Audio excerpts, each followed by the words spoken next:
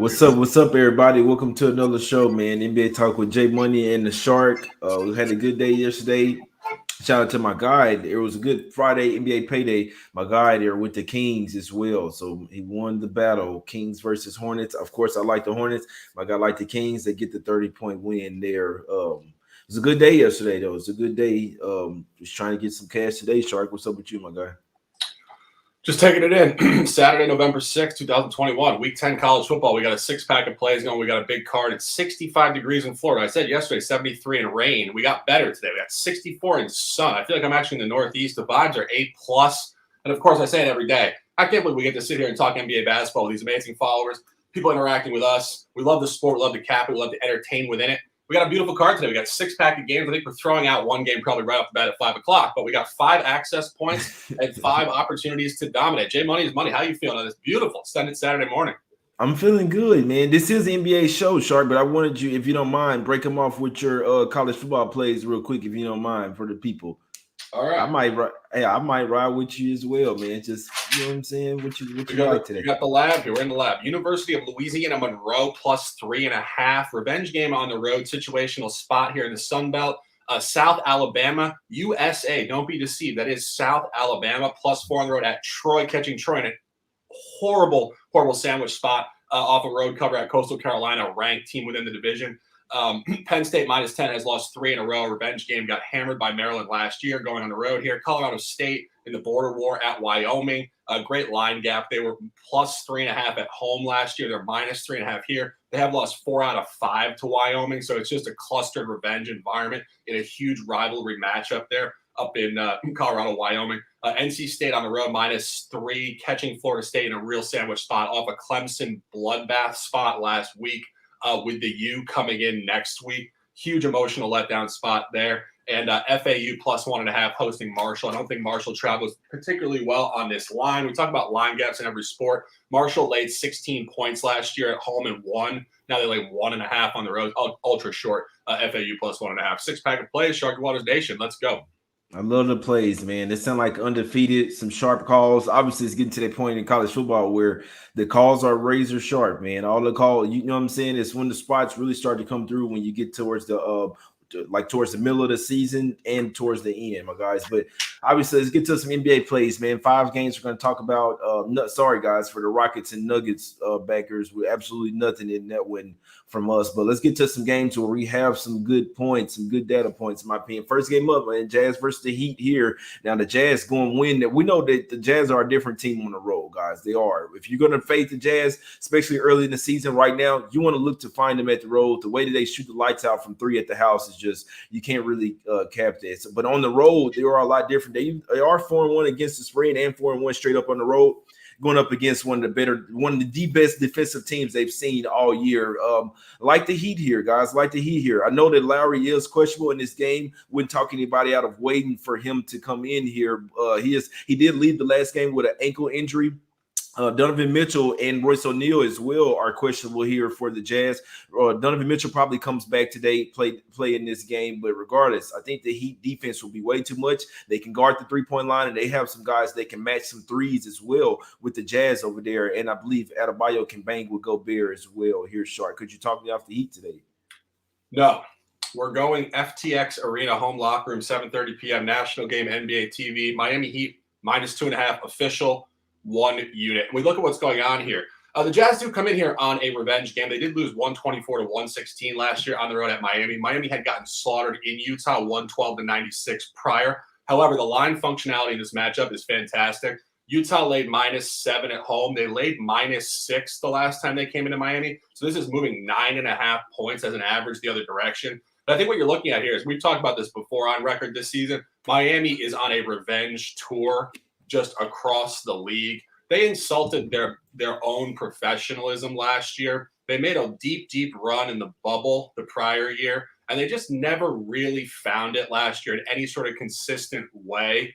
And when you really look at what Utah is doing this year, Utah is 7-1 on the campaign. They've covered a lot of games that are qualifier type games. I talked about it yesterday. And we said sometimes you can be a solid to above average NBA team and you cover games just because the other team doesn't bring it. you could just put out like a B- effort. You still cover because the other team is so lackluster. And I just want to look down here, go through it real quick. The games that, excuse me, let me just pull it up here real quick. Going through their schedule, they covered against the Thunder. The Thunder are the worst team in the league. They backdoored the Kings. They backdoored the Kings on the road in the fourth quarter. Then they caught the Nuggets. They backdoored them in the fourth quarter. Jay had that incorrectly, unfortunately. But the Nuggets are injured. Then they beat down the Rockets. They beat the Bucks, who were missing 3 of their top 4 players. And they beat the Hawks in the last game, where the Hawks reverted back to what they did prior to a coaching change in these 3rd and 4 back-to-back scenarios. So every single cover this year for the Jazz, the opponent was either a bottom feeder team, injured, or highly fatigued. They have not covered a game yet where the other team is motivated, healthy, pissed off, and on full rest. And I think the numbers check the boxes, and I think Miami will come in here tonight with an A+ Miami Heat style effort. Miami -2.5, 1 unit. Yes, sir. I like it, man. And don't get it twisted. This line could even go down even more. Once you get Donovan Mitchell, if he's ruled in, it could probably go down to 1.5 regardless. So I like the Heat to win this game. I'll be honest. I really need Lowry in there. I think they can get it done without even for now. See, because Lowry is the quarterback of the team. He's the starting point guard. But on the other hand, these guys have some dogs over there. PJ Tucker, Butler over there, you know what I'm saying? Hero is taking a huge step forward. Bam Adebayo will bang with Rudy Gobert. And like I say, the Heat, the Jazz are all about 3-point. They live and die by the 3. As long as the Heat are defending the 3-point line in their home arena, you talk about it again. They had a terrible effort come out there versus the Celtics, guys. I really see this as a bounce back spot for the Heat. Once you have a no nonsense type of team that has that type of loss where they just didn't come to play at all. The Celtics were throttling those boys. Obviously, Kyle Lowry left the game, but even before that, they were getting smacked up. It was just a total no-show from the Heat at the house as well. Now this is the bounce-back game versus the Jazz. They're a little bit too hot. You see the bookmakers have the hottest team in the NBA with the best record as the underdog in this game. I think this is a schedule loss for them. And last point, we have a West Coast team going over here on the East, Party City. This isn't Utah here. You dig what I'm saying? The days off in Miami, a little bit different. You do have a dynamic to Dwayne Wade. He's obviously in the ownership with the Jazz now going back to Miami, but regardless, and that's the main reason why I think Donovan Mitchell play. I do think this is a big game for the Jazz, but it's also a big game for the Heat as well. If Larry in there, they definitely finna clean these boys up. But I do think even without him, I still like it, but love it even more when Mount Lowry gets ruled in. Not really worried about Mitchell in this one. They have the guys to stick with them here, Shark. Let's catch him in the Heat. It's a Heat type of day. You dig what I'm saying? Like to hear. Line is going down to 2, guys, so we can go official with that -2 right now. Like I say, Lowry's still questionable.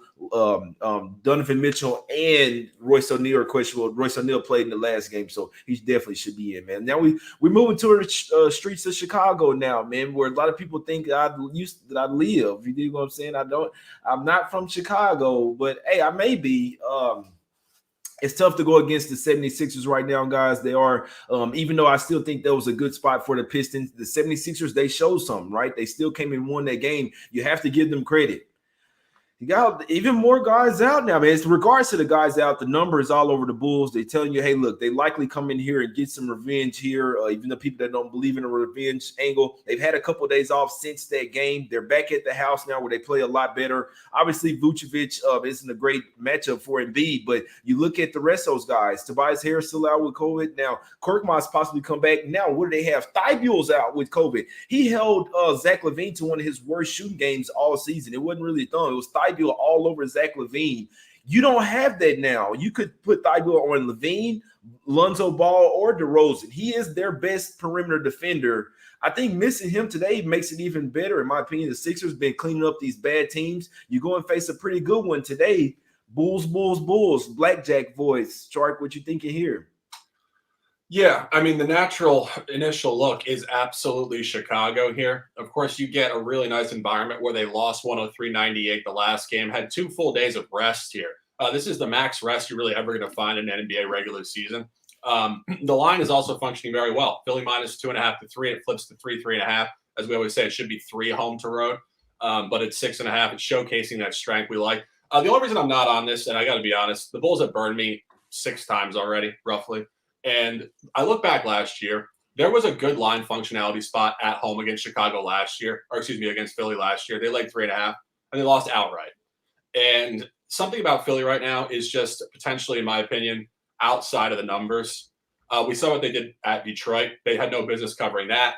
They've done this a few times. They had no business covering at the Pelicans in the opener.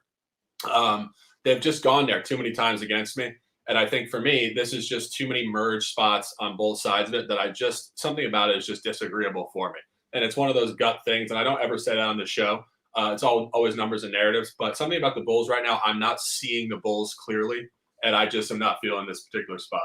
No, I'm with you on it. It's a couple teams like that to where I would just stay away from them either side. I appreciate you staying away from this one so we can go and cash this Bulls play, my guys. So like I said, I know the 76ers been hot. 4 of those games were at the house. A few of those teams were bottom tier, in my opinion. Then you go on the road, you clean up versus the Pistons there, but you have to give them credit. They were in a terrible spot and undermanned, and they still pulled it out. But that was the Pistons. This is the Bulls at the house, a lot better team. I know that the 76ers are basically on them this year, but you could argue that this is one of the, I'm not going to say one of the worst rosters because the 76ers still have ballers over there. Even with the guys that's out with COVID protocols, they still have ballers. They're in a groove right now, but you could argue this is one of the better Bull teams as well.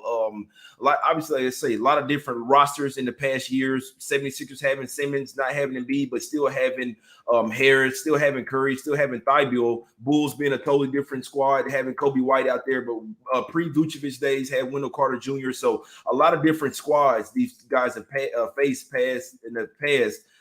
I still like the Bulls today, guys. First half and full game, Bulls for me. I actually like it pretty much. It's aside of the revenge factor. Some guys out, key guys for the 76ers here is basically matchups and the Bulls come back to the house, having a couple of days off, steaming, beaming off their loss. They want to clean up Philly here, and I think this is a prime chance for them too, my guys. So I'm wearing the black and red today. It's for the Bulls. It's for the Heat. Next game up, we head to the streets of Dallas, right down the street, man. I might have to go to this game or something, man. The math. This line was at 5 yesterday. I must say, there will not be Jaylen Brown this game. The Celtics are starting to show something here.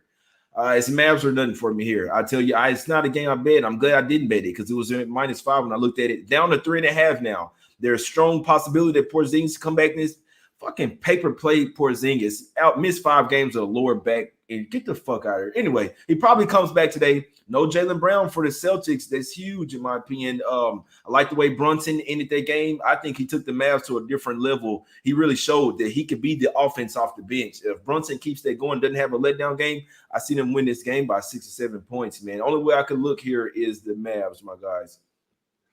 Yeah, again, this is a tough one for me. I looked at the lines last year. This line is all over Dallas. Boston did win in Dallas last year on a -2.5. And the line functionality did seem to matter. When they came home, they laid a shorter figure. They were only -1 at home, and Dallas came in there and revenged them 113 to 108. So you do actually get a revenge game for Boston here. The only reason I'm not on this is because I'm looking again at Mavericks home games. They've been razor sharp. They've been right around the number every single game. And Boston is very hard to figure out. Boston has gone to overtime on the road, I believe, 3 times already. They have covered in funky back-to-back spots. They will cluster in a quarter, as we mentioned the other day, 33-9. The third quarter in Orlando. They have that next level. Of course, without Jaylen Brown, it's mildly different. It is getting steamed the other direction. Again, just not a game I'm really trying to involve myself with. When Boston's involved and Boston's hot, but you're getting a revenge game, it just has too many moving parts for me here. Yeah, I'm with you on that. So Josh Richardson, who hadn't been great, I believe he may be out.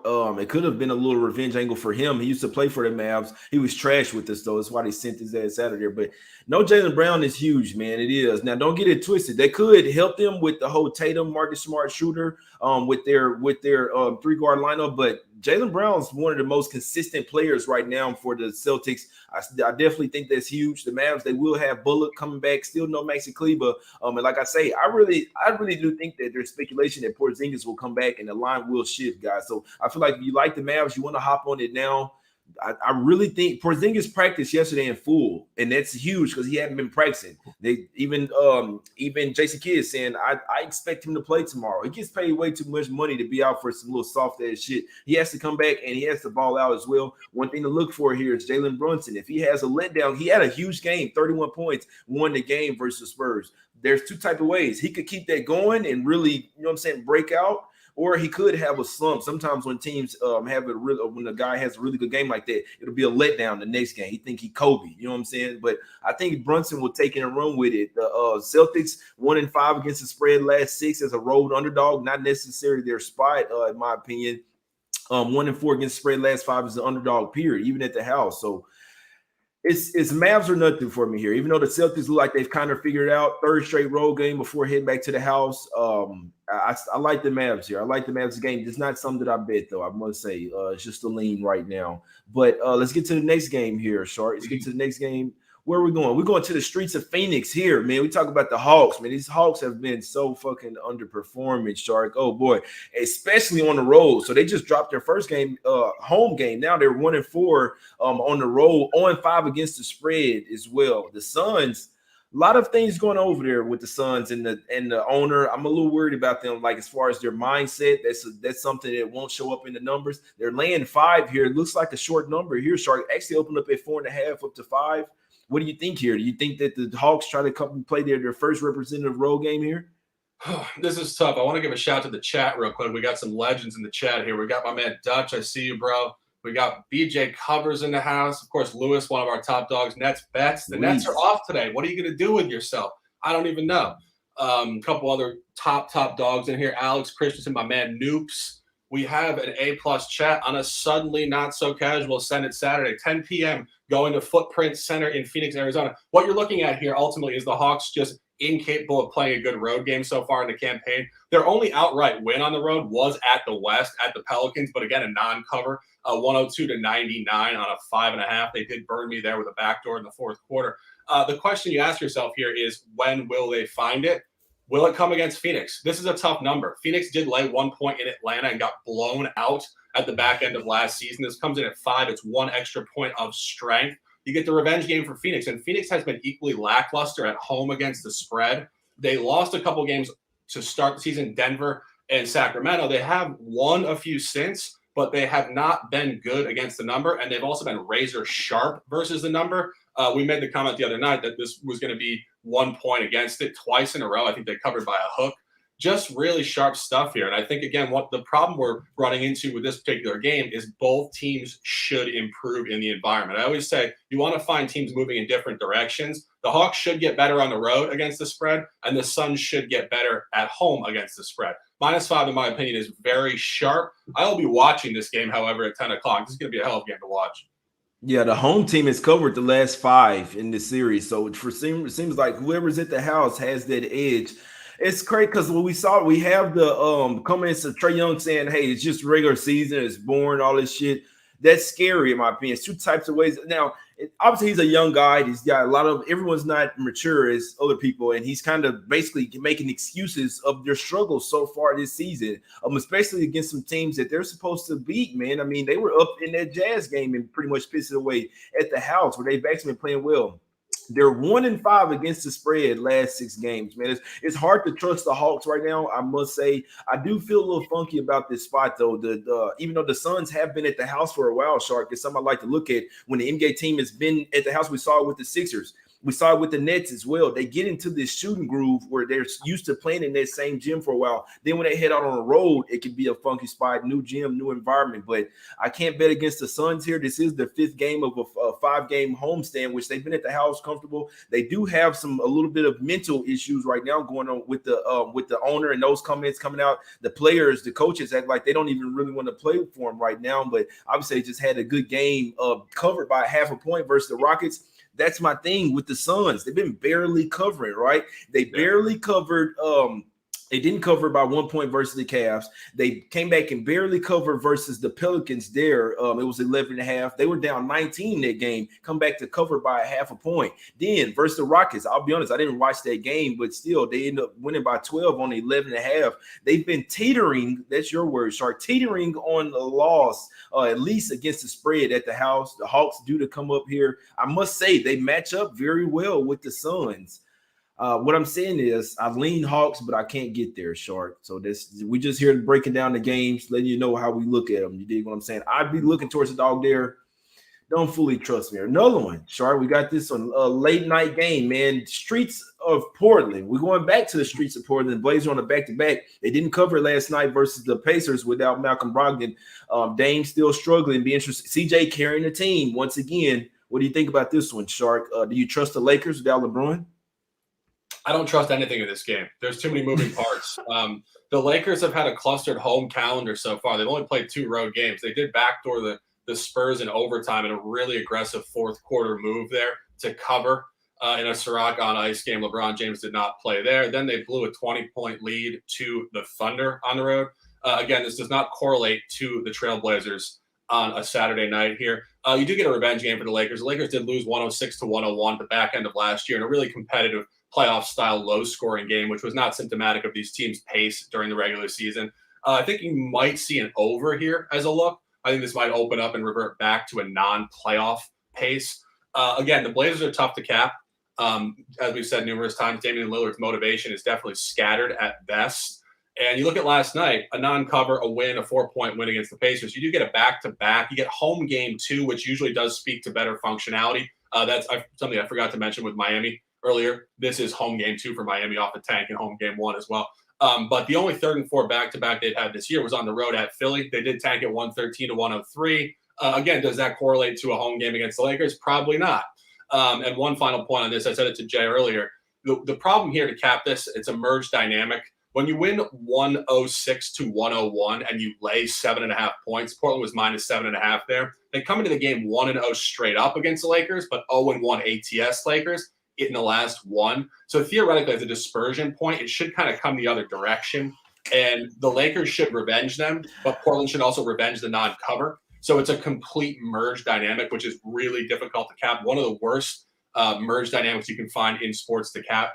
And the whole thing for me is just a complete no play. I mean, I just gave 2 minutes of all the reasons why you should not touch this game, pretty much. It's Lakers or nothing for me. I'm telling you this right now. And it's something that we need to monitor, guys. LeBron is not worth this much to the spread. I feel like if LeBron was in this game, it'd be closer to maybe Lakers -1 on the road here if they were in full squad. This guy is not fucking worth. They did this early in the season where they grading him as 6.5 points to the spread. God, he's not. I used to be the biggest LeBron James fan, guys. It's not there anymore. The hang time, the speed, the quickness, the defensive quickness. It's not there. He's still LeBron James, still one of the better players in the NBA. I mean, I can't even say that. His guy's damn near 40, man. He's not worth 6.5 points in the spread. So I just have to say that it's too many points, in my opinion. The Blazers should not be. And the Lakers have the rest advantage. And they're coming off another loss to OKC where they should be embarrassed. Last time they came off their loss, they really came to play. I believe the next game was the Spurs. But, guys, we gotta realize what's going on with the best player on the Blazers right now. They're not connecting with the coach. Dame is trash right now. 0 of 6 from 3-pointers last night. 4 points. What are we doing here? Seriously? No, I can't back the Blazers right now. I'm telling you guys, 0-4 against spread last 4. I think this will continue tonight. I wouldn't be surprised if they lost the game straight up. Obviously, the Blazers they will forever have some against the Lakers from kicking them out of the play-in tournament, but still, and the first round of playoffs a few years ago as well. But it's Lakers and nothing for me, guys. If AD plays, you get AD and the rest of the guys. I know AD is questionable, which everything I saw, he was probable. I guess now he's questionable with the thumb. LeBron out for sure. They still have Carmelo heading back to Portland. I see him having a big night as well. Look at those Carmelo props, 3-point props, all that. I think the Lakers win this game, man. I think they're being a tad bit disrespected. Obviously, they're early in the season. This is when you want to back the Lakers, when they're a dog and no one's really believing in them. I wouldn't bet the Blazers today. It's just me personally. They are in a real funk, not connecting with their coach. It's something to pay attention to, in my opinion. So no Rip City, no Dame, no Fire Blazem for me tonight, Shark. What you liking today? Break them off with the officials. Well, said it before, say it again. 7:30 p.m. Miami, Florida, home team. Miami -2. It has moved. I did not book that pre-show, so I think we're looking at -2 now. Ultimately, just a great spot fading the Jazz. I said they have a qualifier for every one of their covers. They've played either real bottom feeder teams, teams with injuries, or teams with fatigue. That is not the situation tonight. I think Miami continues this revenge tour off just a lackluster campaign last year. I think they have more motivation and more passion to play top quality basketball early season than most teams in NBA basketball right now. Official -2, 1 unit. J Money is money. Close them out. Yes, sir, man. Let's cash, man. Let's cash. I like the Heat today. I like the Heat and the Bulls, man. I'm going with both of them. I got black and red today. We trying to go 2-0, man. I'm taking the Bulls in the first half and the full game. Give me Bulls first half, full game. Give me the Heat. I couldn't talk anyone out of waiting for a Kyle Lowry injury. It is a huge deal. He is the quarterback for the Heat. They will have to run Jimmy Butler at the point guard if he's not in. I don't necessarily agree with that, in my opinion, even though Jimmy Butler's a damn good facilitator. He's not a point guard. He's not a ball handler, in my opinion. So I am taking the Bulls first half -2, full game -3.5, and then I'm taking the Heat. I am waiting for Lowry, but I'll go official with the -2 on the Heat, my guys. I don't mind. I do think they'll get it done with their defense regardless. That's what you need to beat the Jazz. You need good three-point defense. The Jazz live and die by the three. If they're not hitting the threes, they will get blown out in this game, my guys. So let's cash, man. We got the black and red on today. My guy Shark has the hat on. We cashed last time in Dallas with the hat on. Let's keep it going, man. We appreciate everybody for tuning in.